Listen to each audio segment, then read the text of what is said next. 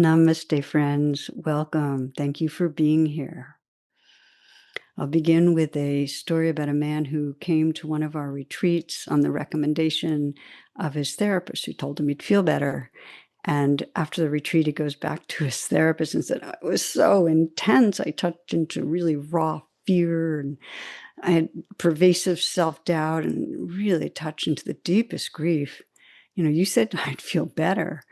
And the therapist nodded sagely. "Yep, you'll feel your fear better, and I thought you'd feel your self-doubt better and your grief better." And, there's this misunderstanding about meditation that we're transcending the body and the feelings and our earthly experience. And a more true understanding is that by meeting this earthly life with a full presence, we connect with our full heart and spirit. So this is what we're exploring in a two-part series that I love from the archives. And this is part 2. If you missed the first one, you can find it on my website. Friends, so many life moments we spend in that trance of thinking. We know it. And the most cherished parts of life, love and gratitude, wonder, true insight, it arises from being right here in an embodied presence. So my prayer is that we can all deepen our attention to this so that we really can serve and savor this precious life. Thank you. This afternoon, I was in my yard and kind of walking past these new daffodils and feeling that sense of what happens when, you're getting your first blossoms in your yard in the spring. And it reminded me of that spiritual master who was asked why he meditated. And his response was, "So I can see the little purple flowers by the side of the road as I walk into town each day." We practice really to be fully alive, to really engage with this life. And the last class was an exploration of waking up into these bodies and our senses fully, with the understanding that we often live a bit removed from our body. So how to be more alive, really here in our bodies. I'd like to continue that in this class, how this mindfulness of the body, of our senses, really is the portal to full presence, to living from wholeness. And I thought, one of the things just to say is that everything that we most value in our life, whether it's love or creativity or wisdom, feeling fully vibrant, is only available if we're awake in our body. We have to be here for it. And there's a wonderful little verse from the poet Bocon. It goes like this: "Life is a garden, not a road. We enter and exit through the same gate wandering. Where we go matters less than what we notice." Life is a garden, not a road. We enter and exit through the same gate wandering. Where we go matters less than what we notice.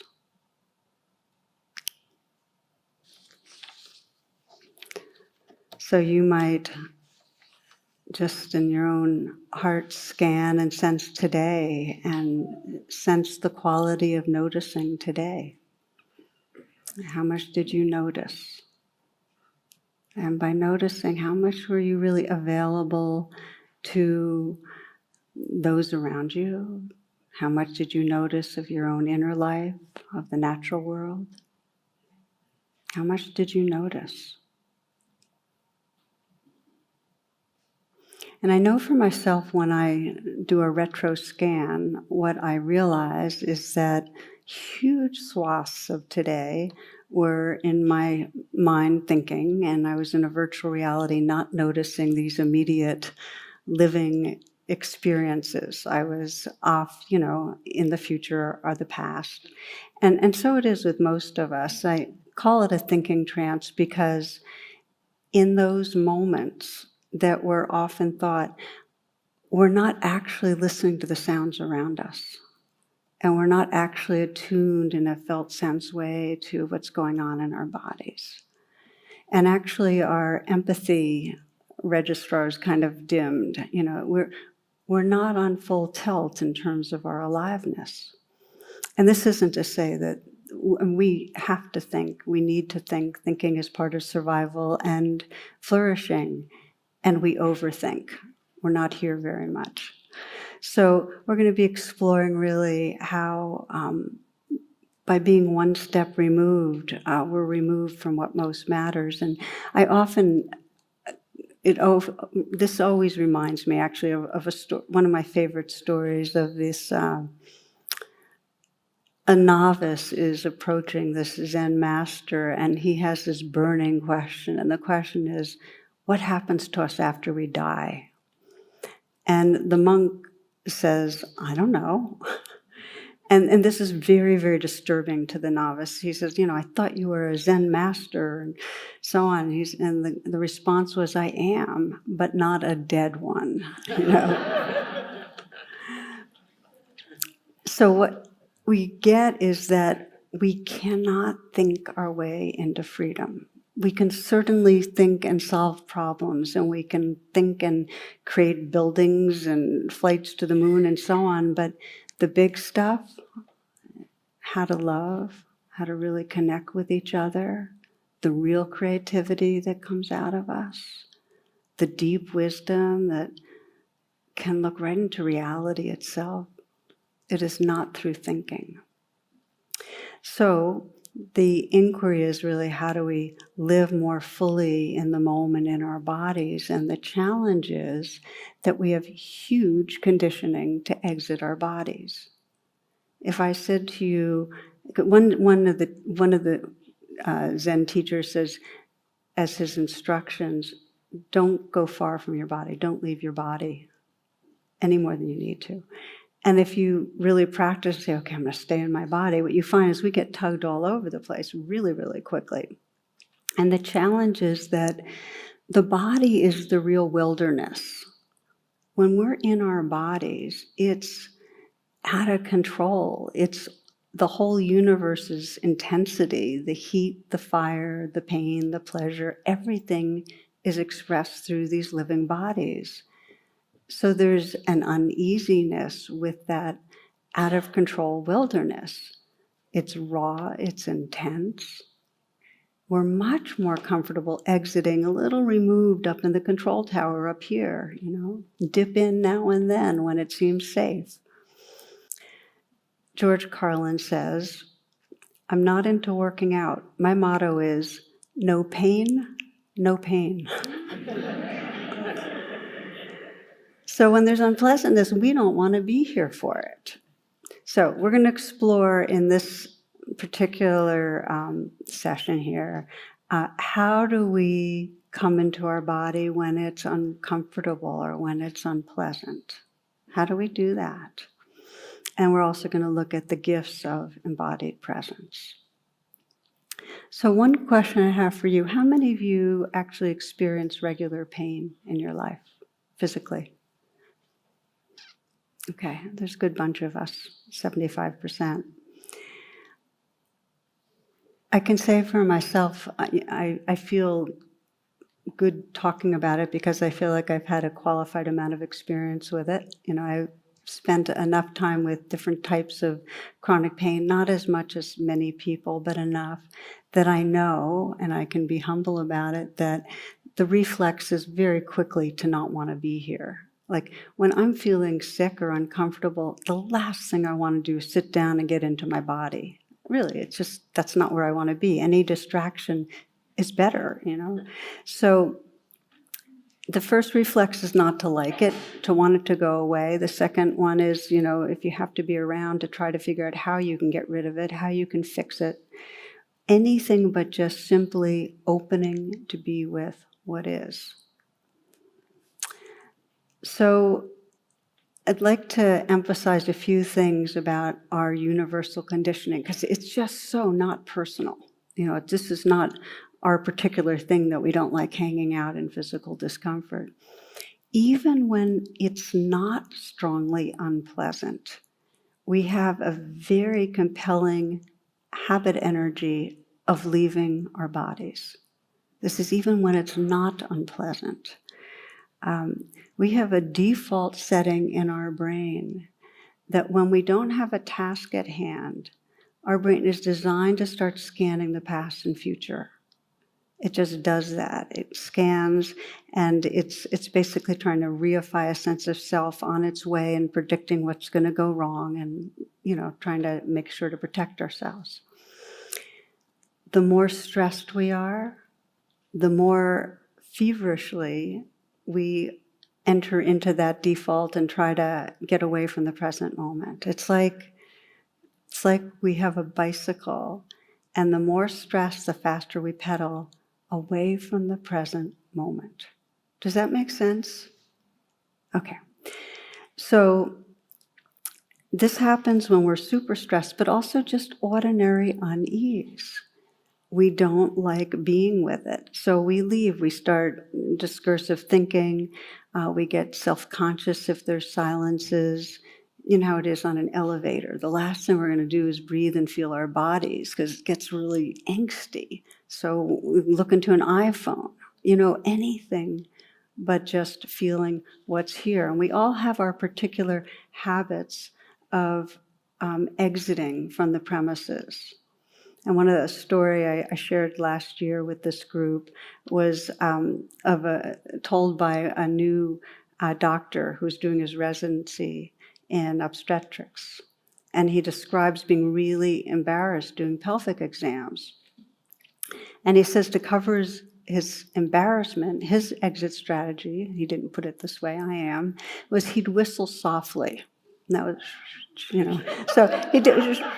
So he is, he's working on this middle-aged woman, and he says all of a sudden she burst out laughing, and he got even more, he got just, oh my God. And then he said, well, am I tickling you? I'm really sorry.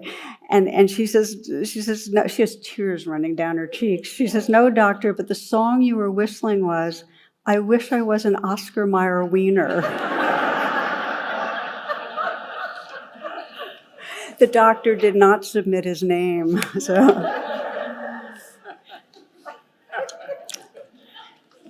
So we don't stay. We exit the premises. We all have our patterns. And it happens like there's all different causes. The most profound is this existential, the motor of our body mind has a certain amount of fear in it. If there's any sense of separation, and we perceive separation, with that comes fear. That's the primal mood of the separate self. So there's a certain low hum in the background of fear, okay? So that's there, and then it gets more exaggerated depending on our backgrounds and so on. It's very much reinforced, this we should exit the body, is very much reinforced in patriarchal religions where the body is considered out of control and the site of passion and emotion, and the attitude is that it's lower than, it's, there's the sacred and God up here, and then there's the body with all its, all its tendencies to misbehave down lower. So we're trying to transcend the wilderness of the body. And story that I thought I'd share with you on that one is that a little boy opens this old family Bible, and he's looking at the old pages, and something falls out, and he looks at it closely. It's an old leaf from a tree that had been pressed between pages. So the little boy says, tells his mom, look what I found, look what I found. And she said, well, what do you have, dear? And he said, and this is with astonishment, he says, it's Adam's suit.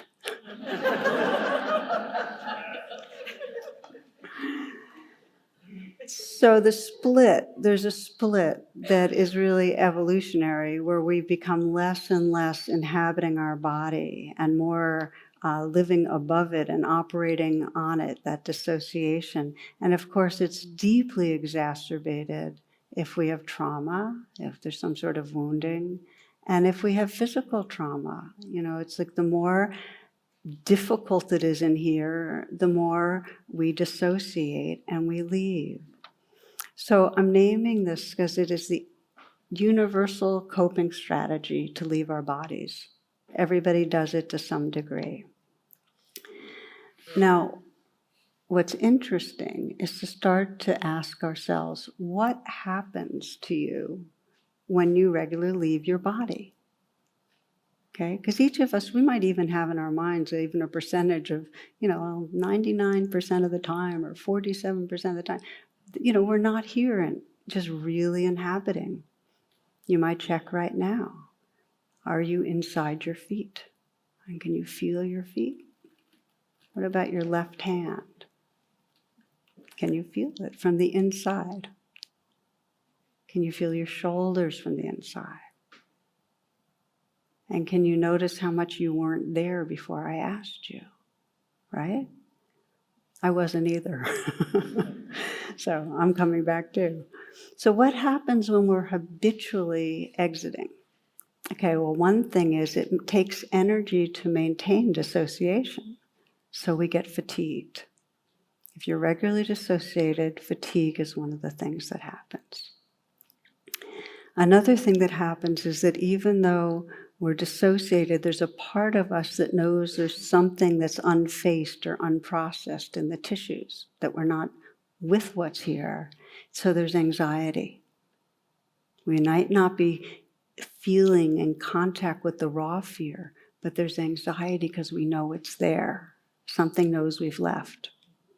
Okay, so fatigue, anxiety. Often our exit strategies are things we're ashamed of. One of the ways we exit our body is actually by eating to numb body feelings. Or there may be overeating or overconsuming. Or we obsess a lot. And so then there's a feeling of shame or self-judgment because of the way we leave. Another symptom and suffering of leaving the body is then we're cut off from the heart, so that what we feel is really an abstraction of love or compassion. But there's not very often that real tenderness. And something in us knows, like we there's a self-doubt, am I really a loving person? Because we're not really feeling it. Two men were playing golf in this story, and one's about to take a swing when a funeral procession appears on the road next to the course. And he stops mid-swing, takes off his cap, closes his eyes, and bows his head in contemplation. His companion comments, "That must be the most touching thing I've ever seen. You're a very feeling man." The man's recovering himself and replies, "Yeah, well, we were married 35 years. So, yeah, now I thought that was great. That was really funny. Okay, so again, we're just to remind you what we're talking about here. There are consequences to cutting off from our body, and fatigue is one of them, and the chronic anxiety and judging ourselves, and then cut off from the heart. We also are cut off from the belly, the pelvic area, and that's considered the site of authentic power, that feeling of really being kind of balanced like a mountain and really empowered comes from this area. And then finally, we're really cut off from the sources of intuition, the presence that's required to be really intuitive. So there's a cutting off and a missing out that comes when we leave. And yet here we are, and our predicament is, yeah, but being here is difficult. So that's where we're going next. How do we return, and how do we deal with the fact that there can be in the return sometimes very pleasant, sometimes very unpleasant? Last class, and and this is your first time listening, it'll be useful. The classes are all podcasted, it's all free. Last class we talked about how when we exit, we go into a trance. We kind of leave and we don't know we've left, and we're in a trance, and there's different signs of trance. And so last class we talked about how when we notice the trance, whatever it is, obsessing is a good example, ways that we can pause and interrupt it, even for a little bit, and breathe ourselves back into our body very kindly, even for 5 seconds. Interrupting our exit strategy begins to create new neural pathways in the brain and a new way back. And it takes some time, but that's our strategy for not being lost.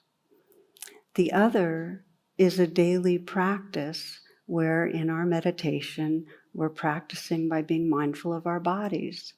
And if you do some of the guided meditations we do here, pretty much every one of them, the key portal to presence is coming into this body and feeling from the inside out the aliveness that's here. Okay. Within that, this is the common denominator of meditation that really brings alive embodied presence. We're continually making a transition from being in conceptual thoughts and going, oh, thinking, and coming back into our body. That is the main shift going on in almost every style of meditation. We're coming out of trance, virtual reality, and into the reality of being right here. And you might just pause right now and close your eyes and notice all the ideas that I've been tossing out and the different thoughts may be going on in your mind. And just very gently noticing, okay, thinking, and now take a nice full breath and come back into your body. Just inhabit, breathe, be right here.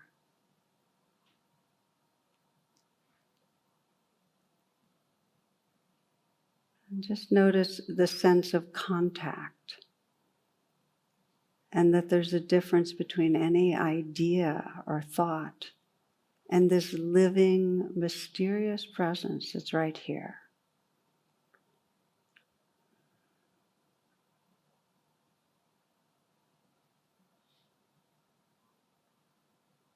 Rumi invites us by saying, step out of the tangle of fear thinking. Flow down and down into ever-widening rings of being.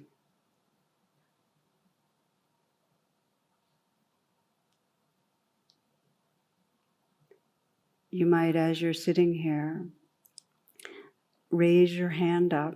Eyes are still closed, but raise your hand up so it's kind of suspended right in front of you. And then for a moment, open your eyes and take in your hand. Just look at it and just sense this is hand, this is the familiar hand you've been with this lifetime.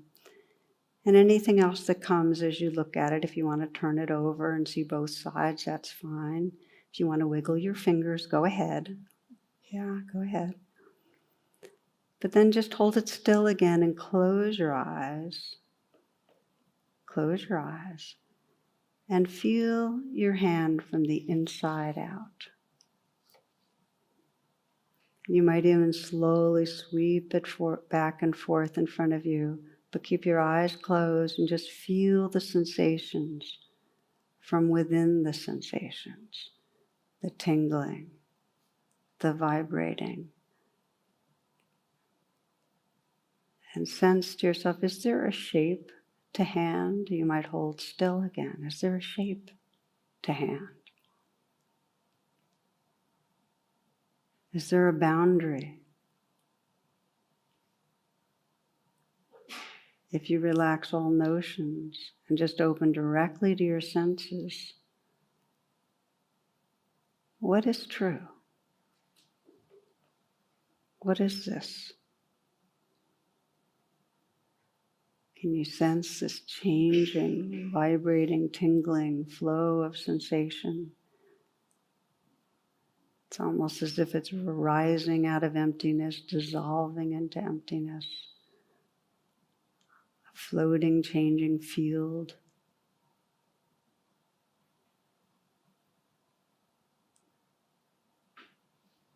You might again notice the difference between any idea of hand and this living, mysterious reality, this pulsing, vibrating reality. Keeping your eyes closed and then gently relaxing your hand down. Perhaps you can feel both hands now.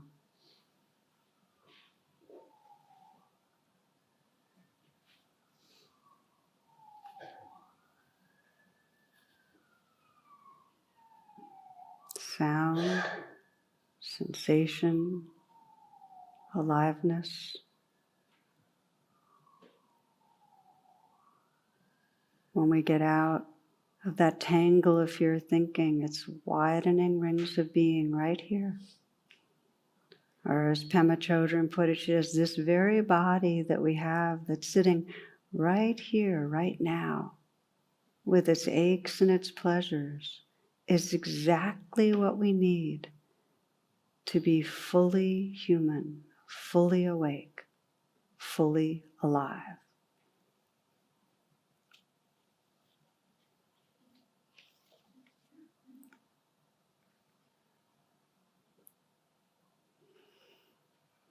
As you're ready, you might open your eyes and have that intention of staying with this aliveness. So a daily practice of coming awake in our bodies makes it a lot easier as we move through the day to have that pathway back well greased. And in our practice, we not only practice with sitting, but there's walking meditation, as many of you know, where we walk and there's nothing mysterious about it. We're just simply walking with awareness so that we feel the sensations of moving our bodies and walking on this earth wakefully. Thich Nhat Hanh says the great miracle is not to walk on water, but to walk on this earth with awareness. You know, a friend of our community here was leading a day-long last weekend here in Washington, and they held it at one of the on the towpath on the C&O Canal, and people were doing walking meditation on the canal.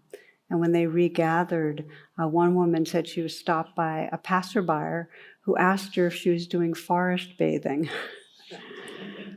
And she, in another way, she probably was, because that's the idea, is that when we walk in awareness with our bodies awake, we really become part of our world. We feel our aliveness and the aliveness, the whole web of aliveness. And it's very, very, very beautiful, and it's like a homecoming. So then the question, okay, but that's when we're not filled with physical unpleasantness. So what about that? So I begin by addressing it by giving you this is, I think, a really cool equation that I've been using for years, which is pain times resistance equals suffering. Okay? So if there's unpleasant sensations and there's zero resistance, what does that mean? No suffering, right? Okay, we're all mathematical here. If there's a huge amount of resistance, it gets really, really bad. So what typically happens when there's physical pain is that right away, if you watch yourself, there's a sense of, oh, something's wrong. How much worse is this going to be? What should I do about it? This could be really, really bad. I think Dave Barry says it best. He says, if you ever experience a medical symptom, such as itching, you can go to the internet, and with just a few mouse clicks, you can discover the reassuring truth. There might be a worm in your brain. Really, Medline Plus, itching can be a symptom of a condition called visceral larva migraines, literally a worm in your brain. Another symptom of brainworm is, and this is a direct quote, irritability. So next time you're irritable. Okay, so what happens, and this is a kind of proliferation in the Pali script, it's called papancha, where one thing happens and then you have a reaction and then another reaction. The typical thing when things are unpleasant is to think, uh-oh, something's wrong, and then what that's going to mean, and then what that's going to mean. And so it's not just unpleasant sensations. We get swamped in misery. So I'm going to give you kind of a sequence of how we can work with that by first sharing a story about one man I knew well from this community. This is a number of years ago, meditated regularly, and he was a runner. And he tore his ACL ligament. And of course, there was pain, and the pain set off fear, like I'll never be able to run again, which got him angry, which got him depressed. So it wasn't just unpleasant sensations. It was, he was really in suffering. He had surgery, a very slow recovery. And for months, anytime he would feel pain, and it was not great pain, it was just unpleasantness, he'd be angry at his body. He felt betrayed by his body. He felt the fear, I'll never heal. And he dissociated, he disconnected. He just got caught in his head. He was not really in his body. So the way we worked was to have him in his practice begin again to do the body scan and just, soften the eyes and feel his eyes floating and feel his cheeks and relax his shoulders down, just get into his body more. But when there was unpleasantness in particular, the instructions were, don't call it pain, just think of it as sensation, unpleasant sensation, because pain is a solid block of an identity, but sensation is changing and moving. And to notice, how intense it was, and to soften around it, to feel the soft space around it and just feel it. And then whenever he had a reaction to it, like thoughts, what else is going to happen and so on, to just come back and say, this belongs. This is just the unpleasant sensation that belongs in this moment. It's like this wave in the ocean belongs. This is just what's going on in this body right now. And to keep softening around it and to be kind. So he worked with pain in this way, calling it sensation, coming back to it over and over again, getting curious, what does it actually feel like? Feeling the soft space around it, just regarding it kindly. And the more he did that, he recovered naturally anyway, and he couldn't run anymore. Just saying, this is not like a magic fairy tale where he was kind to his pain and he got back all full function. He didn't, but he shifted his exercise regime and was hiking and so on. But he said that he gained something that was precious. He said, when I was running, I was treating my body like it was a machine, but now I'm living from the inside out. So whatever I'm doing, whether it's, hiking or swimming or whatever, I'm inhabiting it fully. His body became precious to him. Science, and there's been a number of double-blind studies on this, has shown that if instead of resisting its pain and resisting, either tensing against it or our minds resisting, if instead on some level we allow, and allowing means this belongs, just letting it be, there's actually greater access to our immune system. So I think that's really interesting to the area of the injury. In fact, I remember a friend of mine had psoriasis on both of his arms, and he sent one arm a whole lot of metta, of loving kindness, and it healed faster. That's an N of one, but I thought it was interesting. So these are the basics of working with unpleasantness, is to call it sensation. Become very aware or mindful of how that constellation of sensations changes.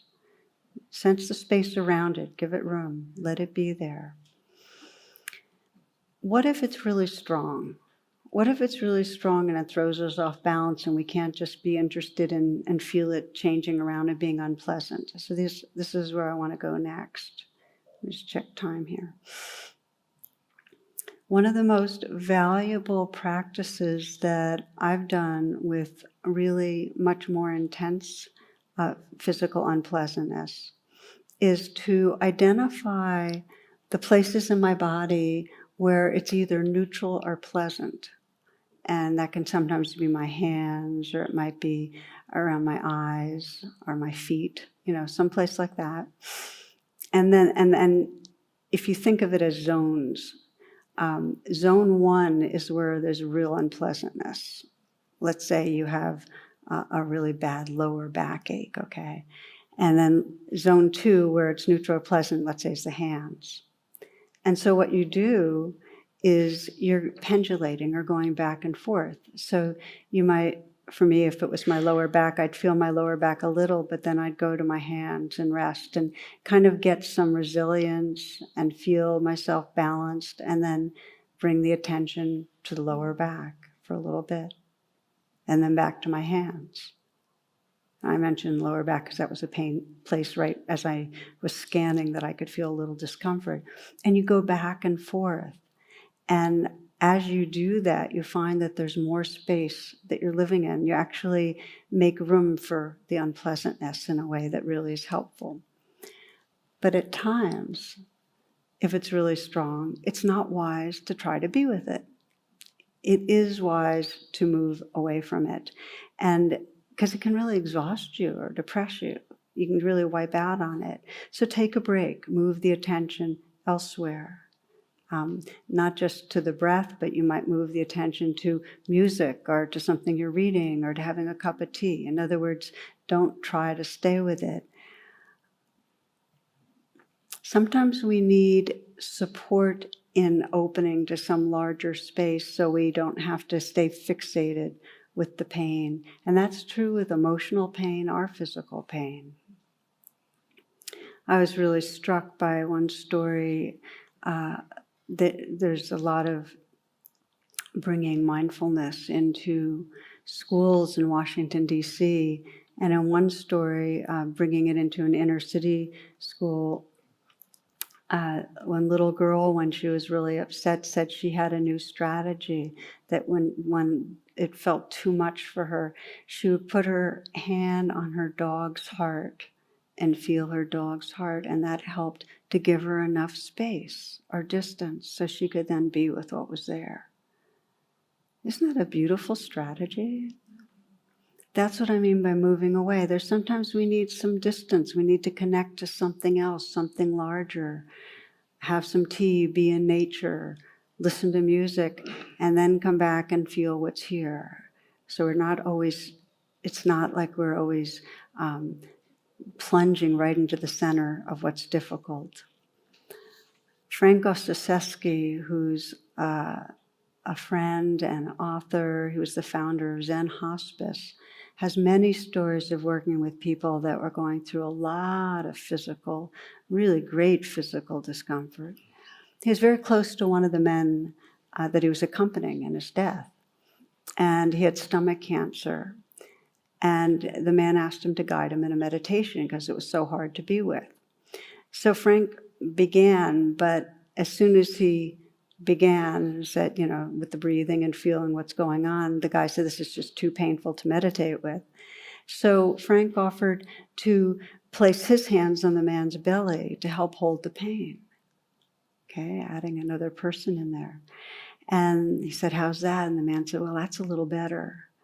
And then Frank put his hands a little further away from the man's belly. And that's even better. And so Frank invited him to rest, to sense his hands kind of holding the space around this man and just to rest in that space there. And the man said, okay, just rest in love, rest in love. And from then on, whenever he had a whole lot of pain, he was using morphine, but whenever he had a lot of pain, and he couldn't just penetrate and feel the direct sensations, it was rest in love, rest in love. because he could sense Frank's presence, something larger helping him to hold the pain.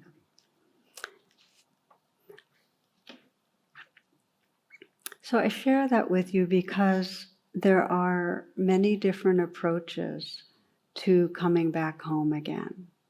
And sometimes just not using the word pain, but just getting interested, feeling the sensations, sensing the space around them, noticing how things change. That's mindfulness. And you'll find that that presence actually makes room for what's there. Other times you might pendulate. Other times you might take a break. You might sense that resource for you that's resting in love. So we're going to do a short guided meditation with pain. If you will close your eyes and try this out. And if you're here thinking, but I'm feeling terrific, don't worry, because there will be a time. I promise.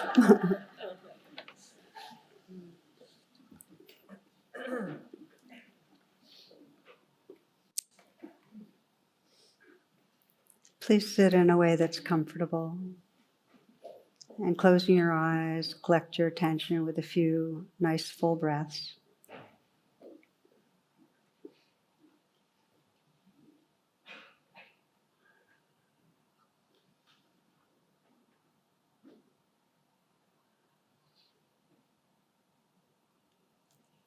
And now scanning your body, noticing if there's any area of discomfort, of unpleasant sensations.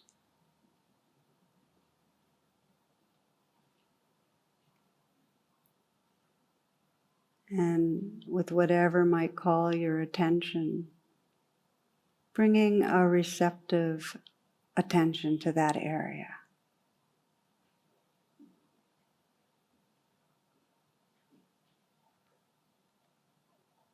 Noticing what happens as you begin to be present with the sensations.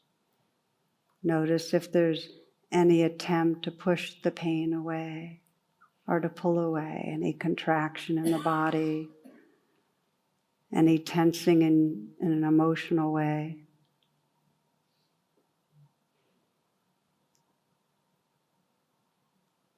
And if there's added thoughts of what might be wrong, just to notice them as other layers of resisting. Not to judge that, but just to notice it, include it in your awareness. And if it's tolerable, letting your intention be to remain present. Perhaps sending that message, you belong.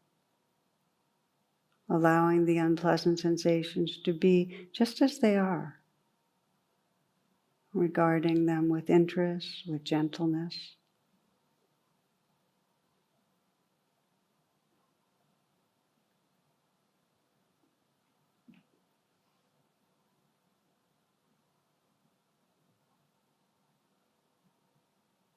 You might choose to deepen, to really to center your attention right in the center of the intensity.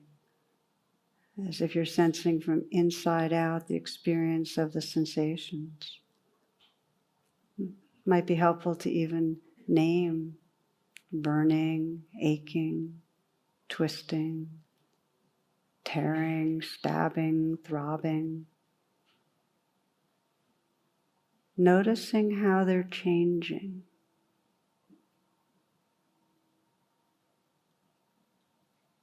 Noticing the space between them, around them, the movement. And if they're strong, taking some moments to sense more of the soft space outside of the constellation of unpleasantness.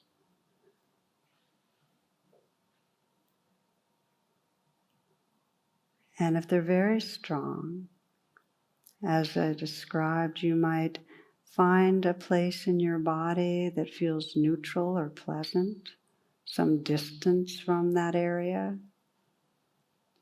For some, it might be the hands or the feet or the lips. and establish a sense of presence there. Take a rest.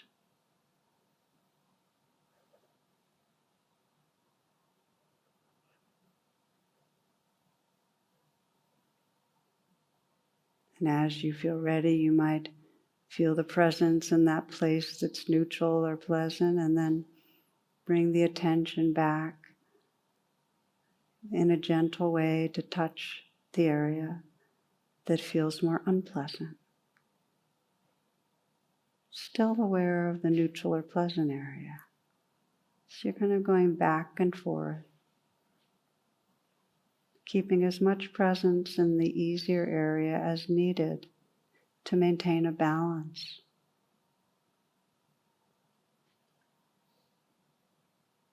Notice how it opens up space more generally. It widens your perspective.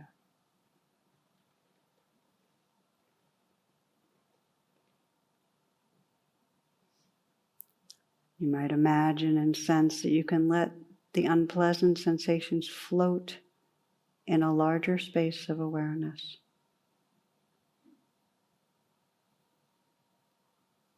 Soft attention, noticing their natural change, the dance of change.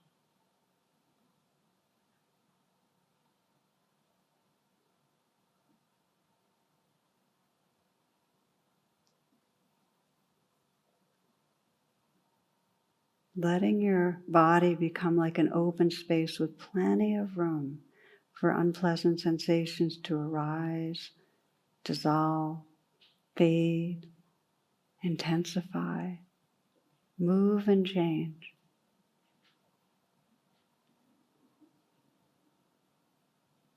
No holding, no tensing against.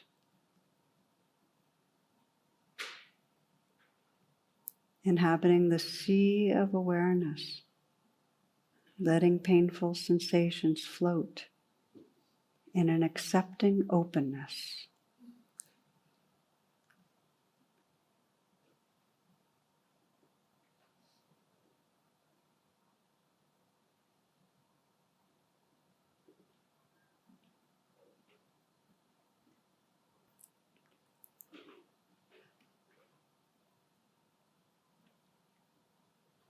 Notice who you are when you're not fighting pain, when you're letting be.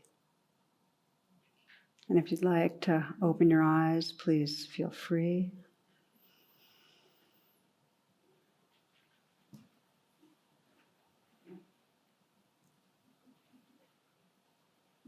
In these classes on embodied presence, I've named a number of reasons why we choose to wake up in our bodies, to reconnect with our natural intuition and creativity and love and wisdom and many, many reasons. I'd like to say the core reason in a little bit of different language, which is when we dissociate and when we're living in that virtual reality, the whole sense of who we are shrinks.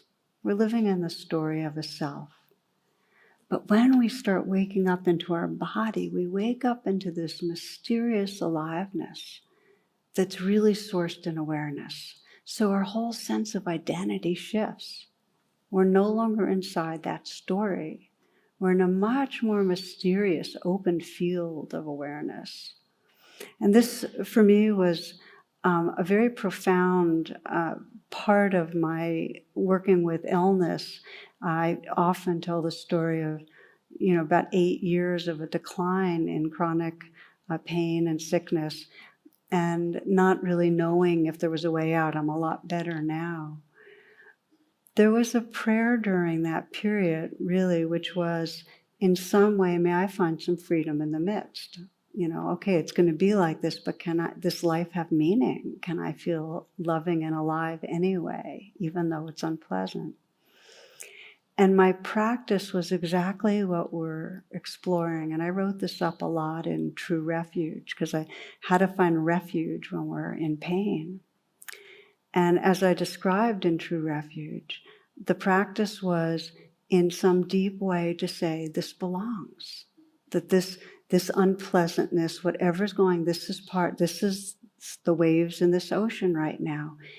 And to the degree that I could let it be there was a relaxing back to be the ocean. I was no longer fighting. I was resting in a very open and tender awareness. And that was the gift of staying, of coming back and being with what's there. The poet Hafiz writes it this way. He says, please stay near to me. Please stay near to me, and Hafiz will spin you into love. Stay near. Stay right here with what's going on. We can't do it all the time. Sometimes we need a break. But if you dedicate yourself to training to be awake in these bodies, you will be dedicating to this portal that actually introduces you to the truth of who you are. Because it's when we feel directly the sensations of aliveness, we're right at that place where we begin to sense form and formlessness. We begin to open to the mystery. So I invite you for one last time to close your eyes as we close together.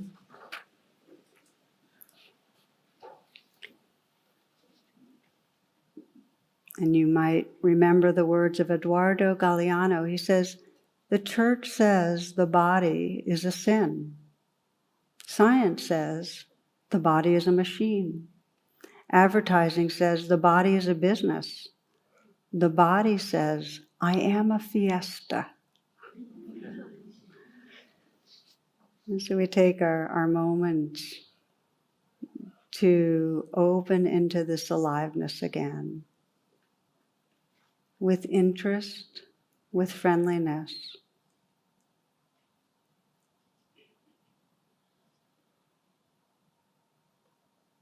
Feeling this living dance of sensation, letting it all belong.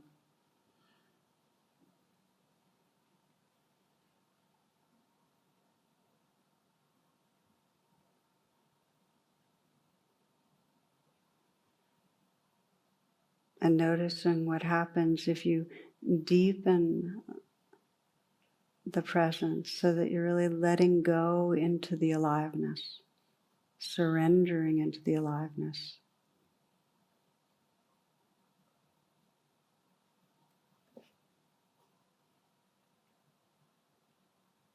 Relaxed and awake with this flow, moment to moment.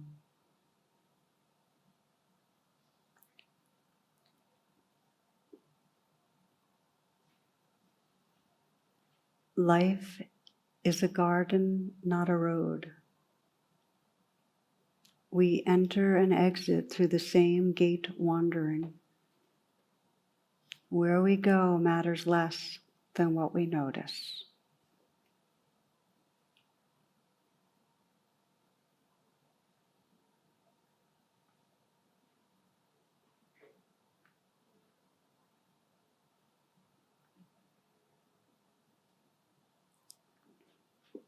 Namaste and blessings.